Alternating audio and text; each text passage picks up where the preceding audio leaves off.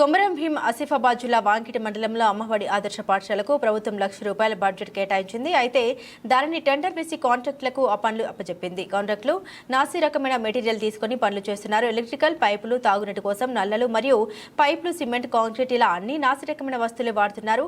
బడ్జెట్ను వృధా చేస్తున్నారు. గోడలు నిర్మాణం చేశారు కానీ నీటితో క్యూరిఫై చేయడం లేదు. నిర్లక్ష్యం వహిస్తున్నారు. వారిపైన చర్యలు తీసుకోవాలని భారత ప్రజాతంత్ర యోజన సమైక్య DYFIగా డిమాండ్ చేస్తున్నాం. లేని పక్షంలో ఆందోళన చేస్తామని హెచ్చరిస్తున్నాం. ఈ కార్యక్రమంలో DYFI జిల్లా కార్యదర్శి గుడిసెల కార్తీక్, మండల నాయకులు విలాస్, శంకర్, హనుమంత్ తదితరులు పాల్గొన్నారు.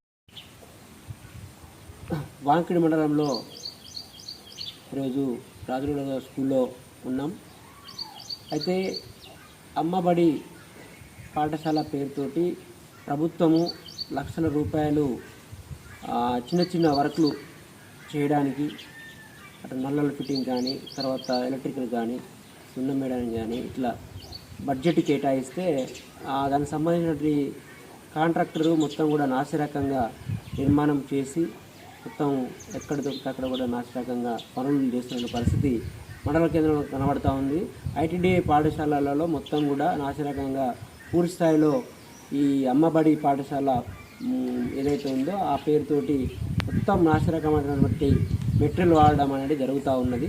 దీన్ని మేము DYFIగా తీవ్రంగా ఖండిస్తూ ఉన్నాము. ప్రభుత్వము వీళ్ళపైన వెంటనే చర్యలు తీసుకోవాలని చెప్పేసి, అదేవిధంగా ఏదైతే ఈ పాఠశాలలో మొత్తం కూడా నల్లల ఫిట్టింగ్ ఉన్నాయి, అదేవిధంగా అక్కడ గోడ కూడా కట్టిండు కానీ ఇప్పటివరకు క్యూరింగ్ చేయడం పరిస్థితి కనబడుతూ ఉంది. అంటే ఇది ఒకటే పాఠశాల కాదు, అటు గణేష్పూర్ కానీ ఇంకా మిగతా పాఠశాలలు ఏవైతే ఉన్నాయో ఆ పాఠశాలలో మొత్తం కూడా నాసి రకమైనటువంటి మెటీరియల్ తోటి ఇక్కడ నిర్మాణం అనేది జరుగుతూ ఉంది. కాబట్టి వారిపైన వెంటనే చర్యలు తీసుకోవాలని చెప్పేసి భారత ప్రజాతంత్ర యోజన సమైక్య DYFIగా డిమాండ్ చేస్తూ ఉన్నాం.